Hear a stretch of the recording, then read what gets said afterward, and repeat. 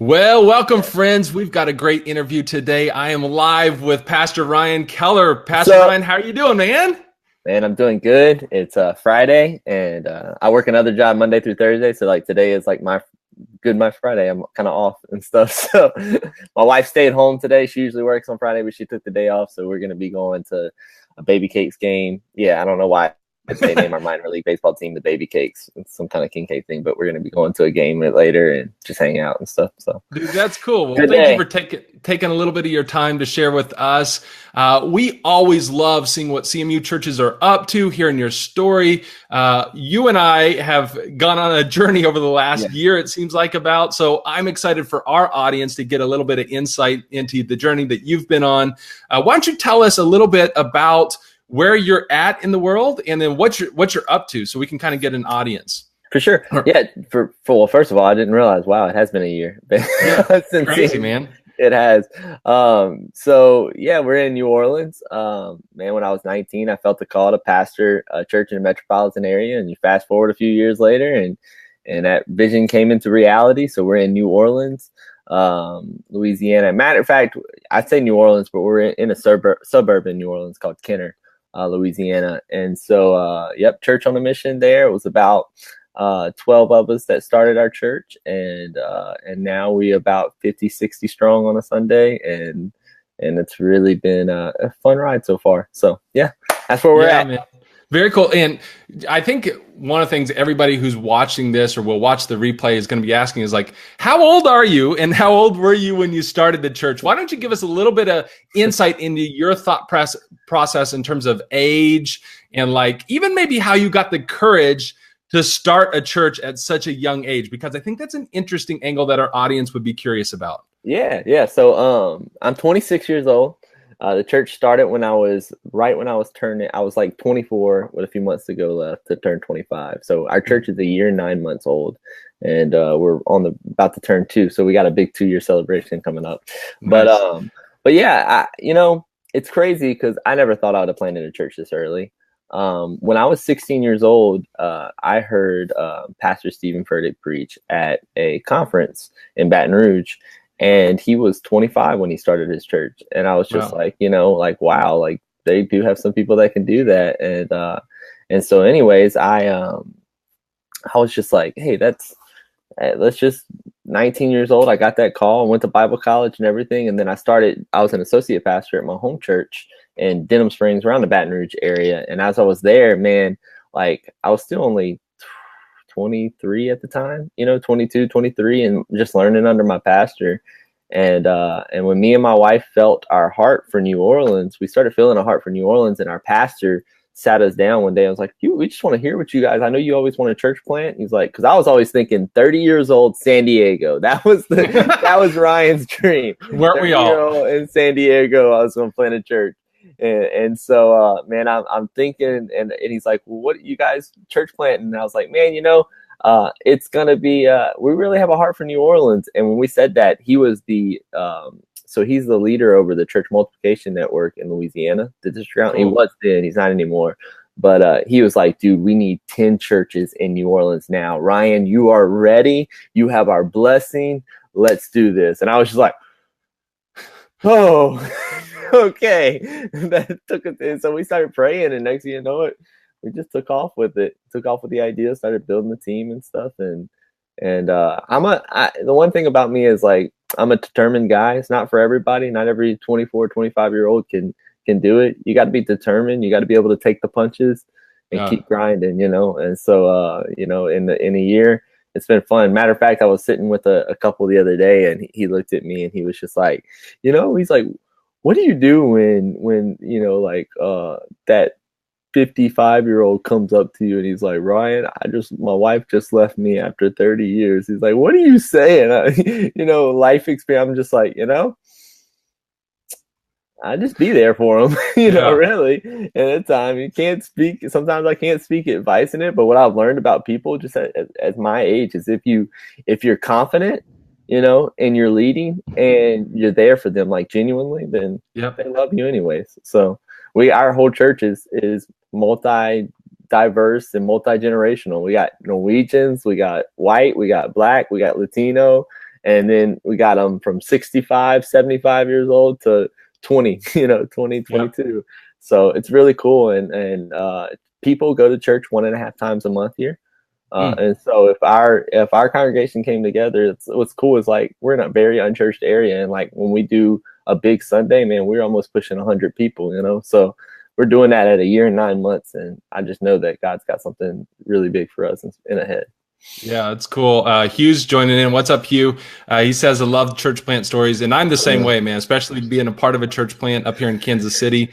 Once you've done it, once you've been a part of it, there's a special part in your heart that's just like, I just love hearing other people's journeys because they're so similar. And what's been fun about our journey together is it seems like there's this constant roller coaster of highs, lows, high fives, and then like, man, I'll be praying for you. High five, man, we'll really be praying for you. And so I really resonate with that idea of, hey, you've got to be able to stick with it through the good times, through the bad times. So, man, I really honor you for stepping out, doing that, and being committed to the journey, both in the thick and the thin. So way to go on that front. Thank you. I want to shift over now because on this journey, I really want our audience to hear some of what you've been learning about church outreach, church marketing. Like you said, you're in New Orleans. It's a very difficult environment as far as outreach. Like you said, not a whole lot of people go to church or are interested in church, or they feel like they have a background that is totally different from probably our type style of church. Right. So what is it? Maybe start us off. What was one of the first things you felt like you really learned about church outreach and marketing that was a kind of a breakthrough for you guys? Yeah. So one of the coolest things is I realized, I'm kind of a numbers guy. And so I realized our first year, we take our years August to August. So when we launched our church in that first year, we had this is me giving you a big number, maybe 50 new people come through that year, and I was just like week after week of just no new people in our crowd. It just depended on if our people were going to show up or not. And there was times where we just had 15, 20 people. So I know the struggle for a year of seeing not a lot of fruit and trying really hard getting people. I thought we're in a convention center. So I thought with their digital billboard, with their newsletter, with flyers around their building, it would help, or people just seeing us on Sundays would help. But really in reality, nobody came with that. And so I was mind blown, and I but being the determined person that I am, I was just like, I can't live like this. And I want to reach people, so I got to figure this out. And so that's when I had, matter of fact, I had connected with Dick Hardy, who you're really good friends with. Yeah. When I was in Missouri, and he had shared a post of CMU, and I started watching. And I was like, you know what? Let me give this boot camp a try. I'm gonna try this boot camp. And one of the first things in the boot camp you said is searching your church on Google, right? So I searched churches in Kenner, LA, and bro, we was on the 15th page. I was like, oh my gosh, this is not good. Wow, we need to work on this. And so one of the first things that was probably a game changer was the fact that through the boot camp, we learned that we needed to do two things. We needed to get our Google rep up, which we did, and we needed to outsource for Google ads. And so we did those two things. And next thing you know it, within 3 months, we're first on everything. We're on the first page any way you search churches in Kenner. And we've seen our unique visits from this year compared to last year, and we're still not even done with this year, is up by almost 400%. Wow. So to our website, and it's unreal. The amount of traffic we get and stuff now, and that's why. And in New Orleans, I'm not gonna lie, all you got to do, guys watching, just go type in churches in New Orleans and start looking at their websites, and you will see a bunch of 50s, 80s, 90s websites that are completely outdated, most that don't even work. And these are even the life-giving churches here, their websites are just, no. So I knew that we had an opportunity to be different in the marketing field. And so that was a big one, was just following that boot camp and realizing. So that got me hungry for more. And it led to the big thing is the Facebook advertising. Well, hold So off real quick, because yeah, I just want to drive home a point here, because one of the things that we talk about in the boot camp, which you illustrated so well here, is the idea behind a church's digital location is now important or more important than their physical location, yeah, which you were saying, like, we were in the convention center, we were in the middle of everything. We thought that would kind of be our outreach, our visibility. People would know us because of the visibility. Whereas we were invisible with our digital location. And hmm, so we talk about that a lot inside that boot camp. So I just wanted to hit timeout so church leaders watching this would be like, your digital location, where you show up on Google, your reviews, your social media presence is now, in my opinion, more important than your physical location, which is yeah, great, because for a lot of churches, we don't have millions of dollars to buy a piece of prime real estate.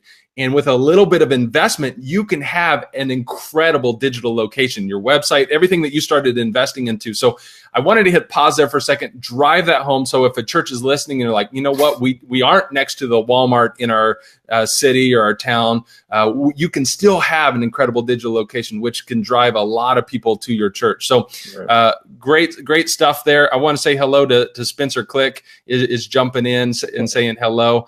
Spencer's another great guy on this journey. So let's now jump into that second thing. So it feels like the first thing one of the big aha moments is we've got to really work on our digital location, our Google rank, search engine optimization, what you said, the Google grant, Google ads, just to get in front of people when they're searching in and around your city. The next thing you said is Facebook ads. So walk us through that. What did you learn about Facebook ads? So within the first year before CMU, I thought Facebook ads was boosting, like taking our post and boosting it. And we tried it a few times with zero success. Like nobody ever came because of the the boosting or whatever. And so whenever I watched a module on Facebook advertising, I had a big aha moment. I never realized that there was a back end to Facebook and Facebook advertising. I think a lot of churches don't know that. I mean, I've talked to 2 churches recently since I've been learning this stuff. Since we've been having so many new people come through our doors, people are taking notice or heard. And I've got to go to 2 churches and kind of share CMU with them. And the same thing is like they had no idea that there's this back end to Facebook, that you can do for advertising. And so we don't have a lot of money. Our church is super tight. So if you're watching and you're like, I hate Facebook advertising. We talk about this because I have no budget, and we have no budget. We have, what we do is what I've done the most successful. How about I talk about the most successful Facebook advertising we did? Yep. All right. So the beginning of the New Orleans, the year January to and every place is different, but January to December, January to like let's see, March, April, you would think is like the highlight time for most places, right? Well, it's not here because it's Mardi Gras season and festival season. So you're going up against Jazz Fest, up against the St. Patty's Day parades, and you're going up against Mardi Gras parades and by the way, Mardi Gras parades, they last for like 8 weeks. So wow. Almost a 2-month period. So you're fighting that every weekend. And so it's so hard to catch momentum in the beginning of the year because people just, hey, Mardi Gras, I'm going to this one. I'm going to this parade. I'm going to this parade or this festival. And so it can steal away, but we still had a pretty good, decent beginning of the year this year with our CMU strategies. Then the summer is kind of like hit and miss, like last summer, we just kind of like stayed the same. This summer we're growing. We're using some of the, but it's the fall time. You basically, if the Saints don't do good, you got a chance to grow your church. And if the Saints are killing it, then it's like, dang, where did everybody go? So it's crazy how this year goes by. So what we did was at the beginning of the year, January, we tried something. Now, granted, like I said, we had really no budget. But what I did notice was when I looked at our financials and our plans, I was like, there's some things I'm in here that I'm paying for that doesn't even benefit us, that's Mm. dying. And I think a lot of churches are that way. It's hard to let go of something that you're like, well, you started something and I can't let go of it. No, you can let go of it. If it's not benefiting your church, if it's not Amen. doing something, then you've got to let it die, because that budget or whatever you're using. So there was some stuff that we were doing that I was like, that's not working. So what we did was we because like one thing, we would buy monthly postcards, for sermon series for our people to hand out. We never seen anybody come from that. So like little things like that was like a $40-$50 purchase a month almost. There was little things that we canceled. Next thing you know it, we took this Facebook, we made a generic invite video. Thank you, Summit Park Church, for being so good at video. And we took this generic video and we made it, like me and my wife just talking about our church and some church life shots. And we ran it. And this is it. Most big churches that have budget, they can run it all day, every day with money behind it, right? Well, we just did Thursday, Friday, and Saturday. And we did $15 a day. So that would come up to $45. And we did it. We would do it $15 a day for 1 week. And the next week we might do it $5 a day, And then we had a budget for I think about $125 a month. And we would try to stay within that each month. And so we ran it for 3 months and we saw, I think somewhere over 30 people come from Facebook ads. Through that, I think from January to April, we had 90 new people come through the doors, and it was I think about 35 of them were Facebook ads. Dude, that is so cool, and right in the middle of the Mardi Gras season. Yeah, and I think you're right. I think there's a lot of churches that are they might be dabbling in Facebook ads, and they're like, or boosting, and like, man, this is frustrating because we're not getting the results. And I think there's those small tweaks, right, that you can kind of make all the difference. And it's not, it's not perfect. You and I have spent a number of times getting on and be like, all right, what's going on with this ad? It's not really doing what we thought. So, we make some tweaks and we see if we can get it better and get it dialed in. Sometimes our Mother's Day ad, I was just like, this one's going to blow up. And it was just like, wouldn't catch. And I was like, what? Like, come on. Yep. Yeah. So sometimes it doesn't, but sometimes sometimes it works really good. Our Easter ad did really well, and we had a bunch of people come from our Easter. I can't wait because we finally got our plan your visit stuff set up and all that process ready. So coming into the fall, we're going to do that same strategy, Thursday, Friday, Saturday, but we're going to do it with a plan your visit, like ad, and try to see, push people to our webpage to plan their visit and stuff. So I'm excited for that. You guys have done the really, really, really hard work of getting your website dialed in, getting some photography, getting the video, getting your guest experience, getting your follow-up. And so now what's fun is when you run some more advertising, you really have a system in place to make that as effective as possible. Because I see some churches that are running advertising and they're running it to either a website or a church experience that really needs a lot of work. So again, I commend you for putting in the hard work so that your advertising, marketing, your outreach dollars are maximized, which leads us to kind of your third big aha here.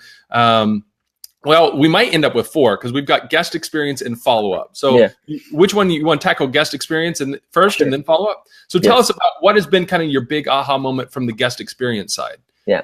Well, the cool thing first is I tell my wife this now. If I was not a lead pastor, like I've fallen in love with the guest experience marketing thing, that's what I would want to do at a church. Like I love like the feeling of a new person coming through the doors and they just enjoying their time, and so with our guest experience, so our first year, like I said, we might've had 50 new people.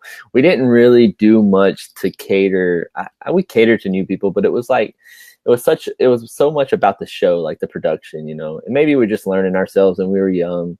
But we did a lot of, we really looked at the production things and we didn't have like people would come to our church and be like, hey, you're new. Thank you for coming. And then when they leave, that was it, and we didn't do anything. And so when I got into the guest experience module last June or so, last July, and I started learning that, I was like, that's something we're going to go into our new year, going into our second year in August. We're going to figure out a guest experience. And so, dude, this is what I started noticing is like, so we changed some things. We it wasn't until January we did this because we noticed something, but like we started having somewhat of a follow-up plan. The first, that first August to December last year, we were like, we would lot more intentional about meeting our new people, being more relational.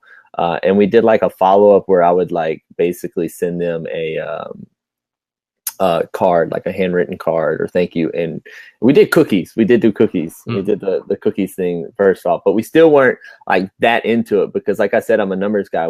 From August to December, we noticed that 102 new people came through our doors in 6 months. I was like, oh my gosh, this stuff's working, 25 new people per month. But then I got depressed because I was like, out of those 102 new people, only 41 filled out a welcome home card. And out of the 41 people that filled out a welcome home card, only 20 people actually returned. So if you really look at the numbers, it was like 20 out of 102 actually stayed. And I was like, man, we're sucking at this. And so we changed. I noticed that, the biggest thing for guest experience for somebody to come is like, the hospitality. We started putting parking team out, right? Next thing you know, we had a parking team. We had greeters everywhere. We had this system set up to where when they fill out the welcome home card, they take it to the red tent. So our welcome home card is red. Matter of fact, I got one. It's right here by me. Yeah. So it looks like this. Nice. This is our, so they get this in their guide or whatever. And we say, if you fill this out, take the red card to the red tent after service. We got a free gift for you. And we have the red tent set up outside. And so we started having this whole process for a guest. If they came, we have a VIP host who walks them up to, to show them, because the convention center is huge. So walks them up, shows them where to go, shows them the kids check-in if they have kids. Our kid volunteers help them check in and stuff. And then we take them down, we show them where we meet at. And it's super cool. We even started doing something because in New Orleans, I don't know about anywhere else in the world, but people don't like to show up to church till after the first song. And so we noticed that new people though would show up at like 15 minutes early sometimes. And that's super awkward when you're a small church like us and you got a family of 5 in there 10 minutes before service. And it's like, nobody else is in there yet. Like our worship team's kind of like hanging out, but nobody's come through the doors yet. And so we came up with generic like pre-service VAs where when we at like 9:55, our service is at 10, but at like 9:45 we start this video that's like, it'll come up and it'll be like Spaldo, there nobody knows yet. And one of our creative director, who will come up and be like, hey, thank you so much on our screen. Hey, thank you so much for coming to church today. We hope you have an incredible time. And so it's like every 2 minutes, there's a different video, maybe about kids and maybe about the welcome home card to just kind of help them feel not all this awkwardness. They got something directed to it. So there's a lot of things that we changed going into January, those little things. And from January to, I don't know the numbers till now, but like January to April, I knew that we had 90 new people come through the doors, and 70 out of 90 filled out a welcome home card, Wow. And then out of those 70, 31 had stayed. And so we saw our numbers going up a lot more. And the way we keep that number is like, how do you keep that number or something like that? Well, our church is still small, so I can tell, like our VIP host knows who's new, when they come through the door. And so he keeps count of how many new people that are at church. And then we count the welcome home cards, that came in.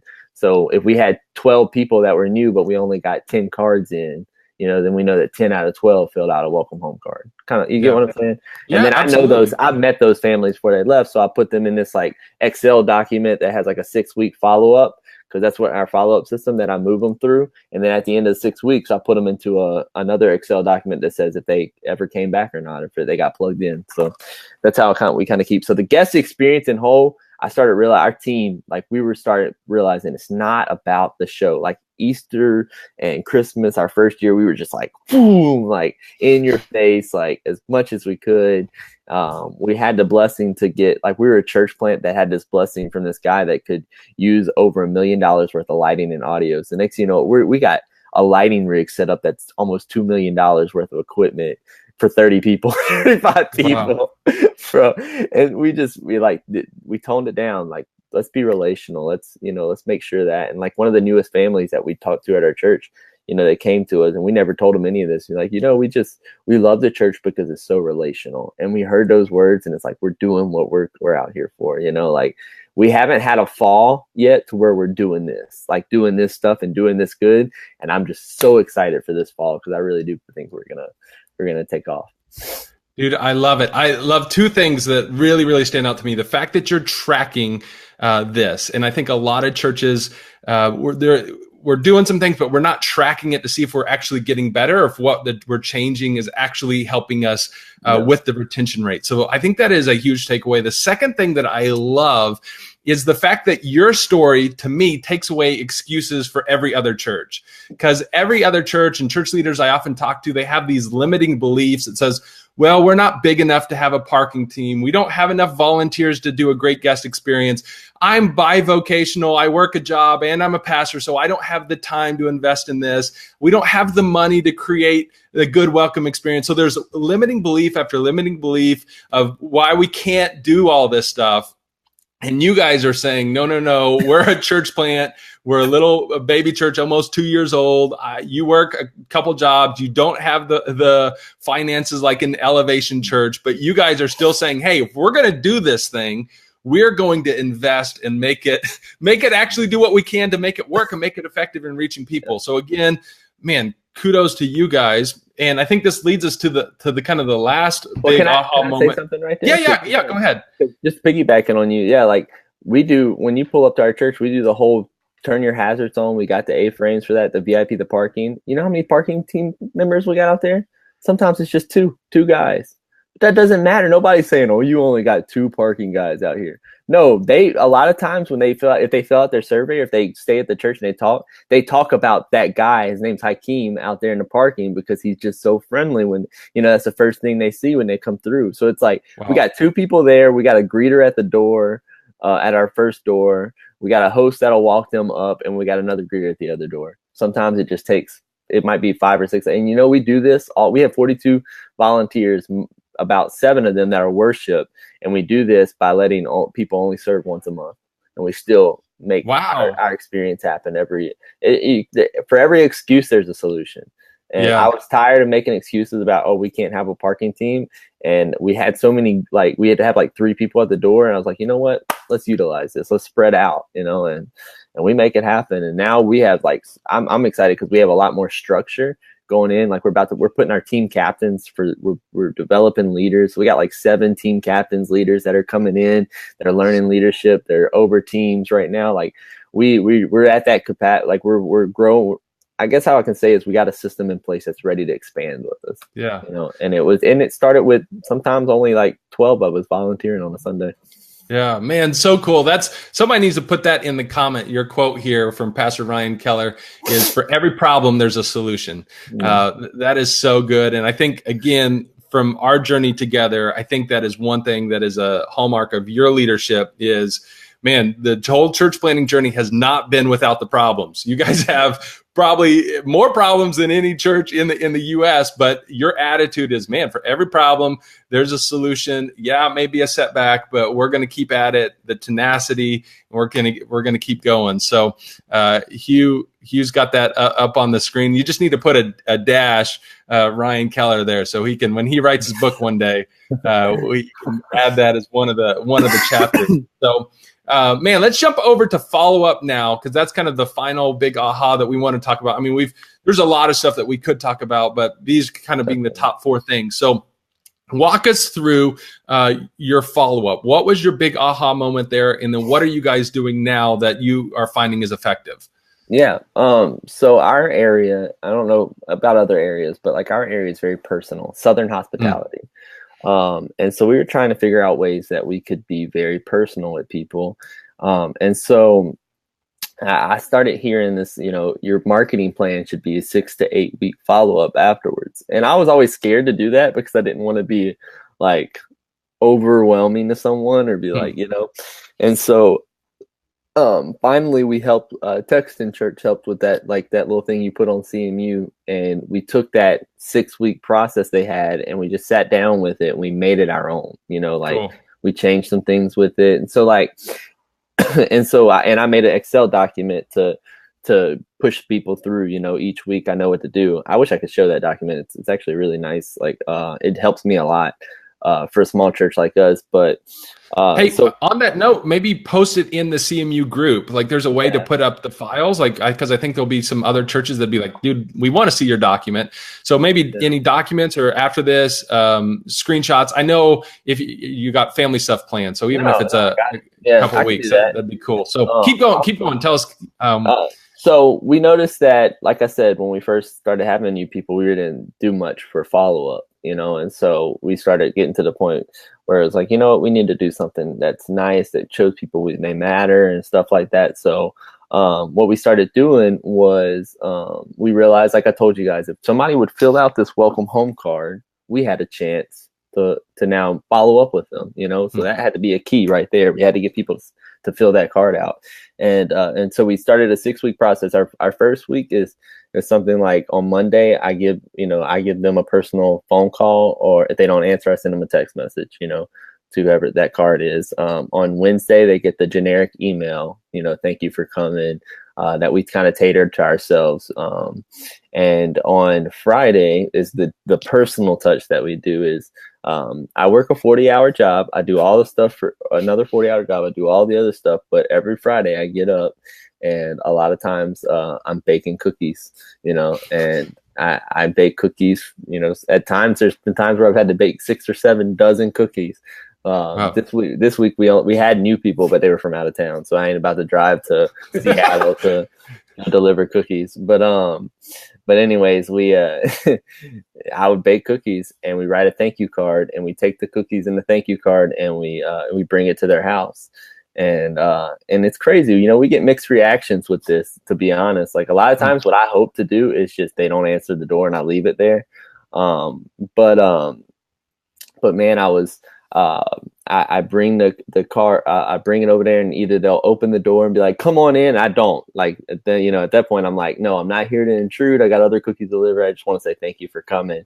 They see us again on that Friday, or they'll open with like one shoulder out, like, what is this crazy dude my house? And the same concept. So it's not there to like, I'm not there to go in their house. I'm not there to, talk with them or really anything like that, unless they try to start a conversation. I'm not gonna be rude, but that's it. That's a big thing that we do. Matter of fact, we just had a family that he was telling me, he was like talking about how they don't know where they're going to choose to go because they're trying to find a place they can go all in for. And so I had sent, he didn't give me his phone number. Right. And so on the welcome home card, all I have was his address. So in my thank you card, I wrote the generic thank you, but at the end I was like, hey man, I'd love to get coffee with you. And whatever you guys decide to do, just know that Church on a Mission is cheering for you. Cool. And he calls me, he ends up calling me, we get coffee, and we're at the coffee shop, and he's just like, he starts breaking down when he starts talking about the thank you card, dude. Like, he, like in Starbucks, he's like starting to cry. He's like, cause he felt like in this season of transition for them, nobody was cheering them on. And for us to put that line, like, hey, we're cheering you on, just like, Wow. It did something. So that personal touch happens here. It's big here. Matter of fact, whenever they take the red card to the red tent, our VIP host like meets them, kind of gives them the gift that we have, which is a coffee mug, and some other things, candies and stuff. But they then take a postcard. It's a little postcard that kind of looks like this, but it says "This is home" on it, and then they write like, Hakeem, say he meets Billy. He's like, hey Billy, thank you so much for coming today. Billy said something about his mom being in the hospital. Hey, your mom's in the hospital. I'm praying for her. And if there's anything you can do, let me know, Hakeem, because they'll remember meeting Hakeem, and then we send those out, and they get those the second week. So they get a text message, a little follow-up text message the second week. They get a postcard from their volunteers that they met the second week. And then it's like after that, it's like a email and text message, But it's something where we're touching them each week. And there's another person one time where, you know what, sometimes I get kind of like, if they ain't came and they're in like our 5th week, I'm kind of like, should I keep texting them? Blah, blah, blah. And this is kind of like, they haven't seen them or anything, but there was one family that, that we kept doing it with. And finally, after the 5th week, he answers back and says, hey, sorry, we've just been looking for other churches, but we really feel like this is the place. Maybe it was because we kept touching him a little bit, they decided to come, and he ended up being the host for the morning Christian radio station in New Orleans, that attends our church now. So it's super cool how follow-up does work. Out of the 200 and close to 250 new people we've had this year, and we put through the follow-up system and done like that. We probably haven't put all of them, because I'm counting everybody that even if they didn't fill a welcome home card, if they filled a card out, it's probably more like out of the 125 people, I've only had one person say, "Thank you for your thoughts and prayers. Please take me off of your texting list." So about 4 weeks in. So it's only happened one time. Yeah. But other than that, so follow-up is huge. It's big because it keeps reminding them of you. I feel like people have, I was talking to my cousin Hunter, and he's trying to in the music industry, and the same thing in the music industry. It's like people have short attention spans.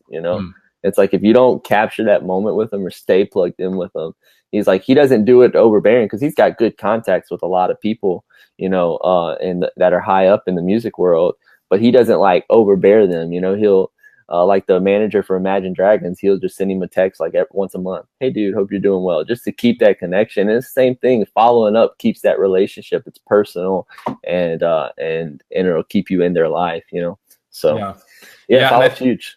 And I think your big deal is that, again, stood out to me there, is your follow-up is really about caring and personalizing it for the visitor, which makes a big difference as opposed to making it maybe all about the church. It's like, hey, we're thinking and praying for you. We're praying for your mom.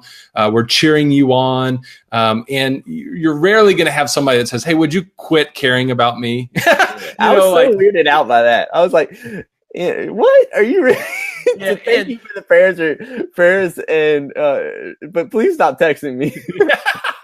and that's fine. And I think I would rather err on the side of where somebody's like, "Man, I may not go to that church again, but that church cares about people. That church loves people. That church is going to do everything they can to get that person plugged in," especially if you're in an area where church is the farthest thing from a priority in their life, right? A lot of the people coming, God's not a priority, church isn't a priority. And so to think that you can just have them get one experience and then all of a sudden, outside of, a miracle from God, which we pray happens, but at the same time, we're like, man, we want to foster these relationships. So we give more opportunities for those miracles to happen. So consistent follow-up with people who are far from God is such a crucial thing.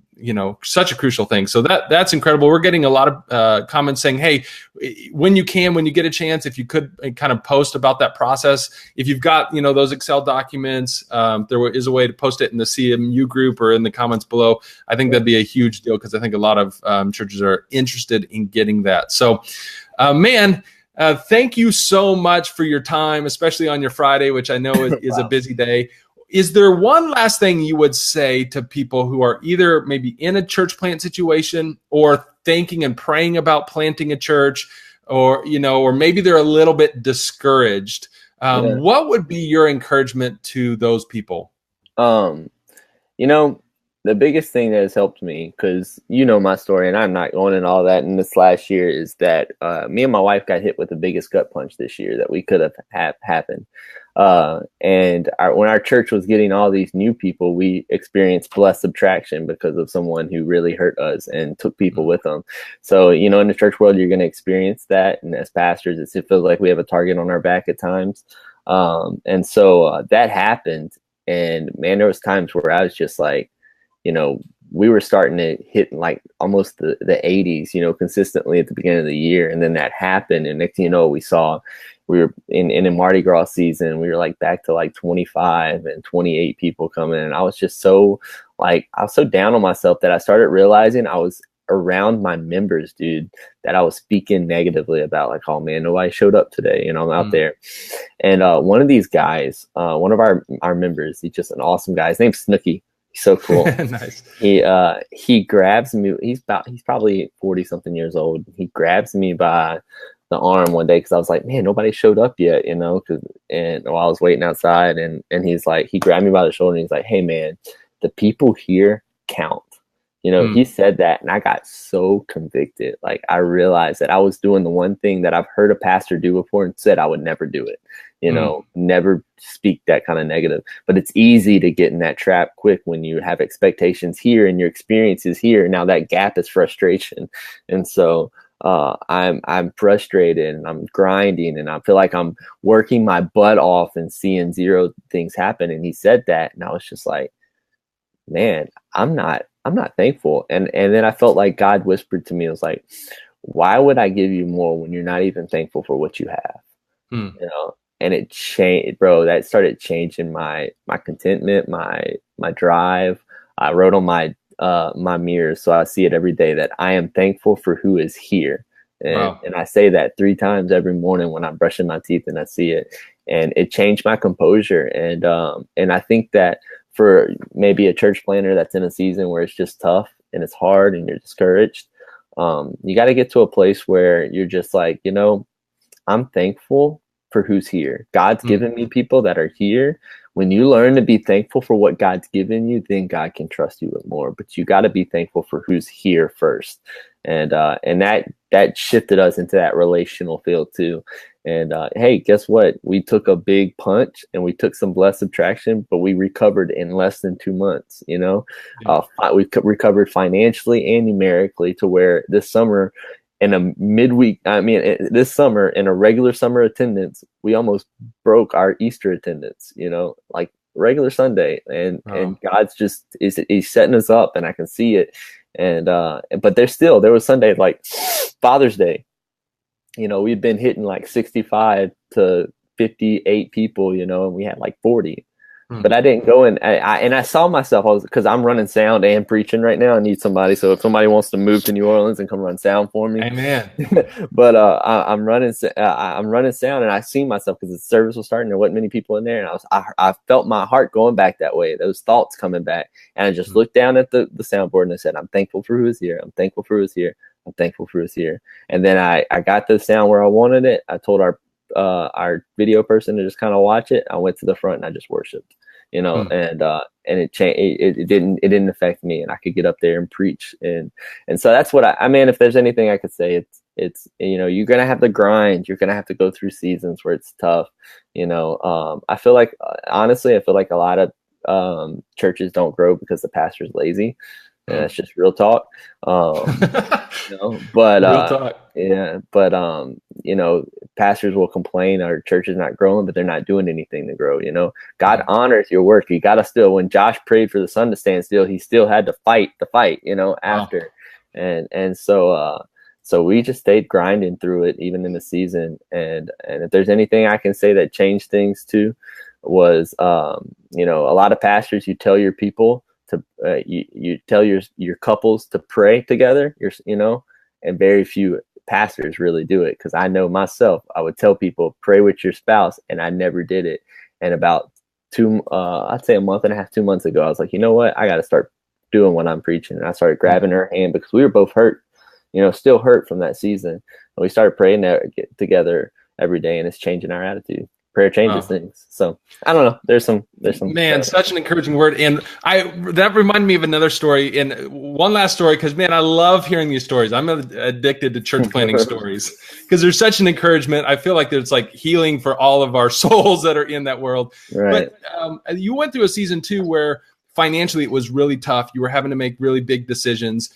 And the marketing and outreach aspect came up kind of on the chopping block. And again, I think your story might be different than how I heard it, but it feels like you had people that said, "Hey, don't get rid of X, Y, or Z because that impacted us," or whatever. Like, do you remember that story, or am I just dreaming it up? So give us a short perspective of that, because I love this story. When the blessed subtraction happened, we lost some of our biggest givers, because those were a lot of volunteers that left. And so within the next few weeks, we were losing money so fast that I was like, oh my gosh, we're about to be done.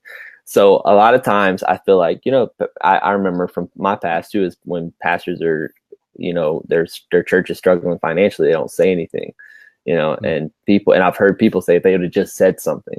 And so that came to my mind. So I was just like, you know what, I'm just gonna say something. So I called a meeting. I said, if you call Church on the Mission home, you need to be at the Ponce Training Center Wednesday night, 7:00. bro, wasn't it storming that night? My wife's sitting right here. Well, it was storming. It was like, it was so bad outside. I'm like, oh my gosh, this would happen when I need to talk about the most important thing. But guess what? They showed up, and we packed our little room out with people that called our church home. And I shared with them our budget and what our crisis was. And I started going through everything because I was like, if there's something you feel like, because we have some business people in our church, that are learning to tithe, which is helping. But at the time, really didn't tithe and stuff. And I was like, I could use input if you guys think this may need to go or this may need to go. And I showed them, how we were paying for CMU and how we were paying for Facebook, Google ads, and doing some Facebook advertising. And after the meeting, because I had mentioned, like, I know these things are just kind of like things we could cut. They're not like survival things, and they're things that are helping us. I was like, but if what we got to do, we got to do. And 3 different families come up to me after and said, you cannot cut the marketing stuff, Ryan. That's why we're here. We saw you on Facebook, or, we saw you on Google, and that's why we're here. So you can't cut that because somebody else is going to search next week. They're like, let's just trust God. We all know where we're at. Now we're going to come together. And dude, the very next Sunday, we had the largest tithe in our entire church history. Wow. And it put so much money into our savings account that, we still struggled a little bit after that, but we've grown since then. And now since we've grown, we're starting to, it's still tight, but I can see, like, in the summertime, and we haven't lost any money. We've been profiting each month. So that's just, God takes care of those things, man. Yeah, very cool stuff. And man, thank you so much for your time and doing this interview. I love doing the interviews where I'm talking with, like, your mega church pastor or your author of a best-selling book, but when you talk with a church planner and it's the kind of the hashtag real talk, there's nothing better than that. When you get down to the nitty gritty where we all live, where, we're all in that trench together and it's real talk, man, there's something that's just truly alive and fun and life-giving. And so I just thank you for your real talk. Thank you for, pulling back the curtain and saying, this is what life is like. This is what we're learning. It's hopefully a huge encouragement to a whole bunch of churches. So thank you so much. Tell your family I said hello, and we'll be praying for you guys, and let's talk again soon. For sure. Thank you, Ryan. And thank you everybody that was watching, and stay grinding. Yeah, man. And if anybody watching's in the New Orleans area, or you want to be a part of an incredible church with a great future, if you do sound, music, worship, whatever, man, head down there. If you bake cookies, if you're good with relational follow-up, we're casting a worldwide net here. Go volunteer at Church on a Mission. Be a part of an incredible church and incredible work that's building down there. So God bless you guys. We'll see you later.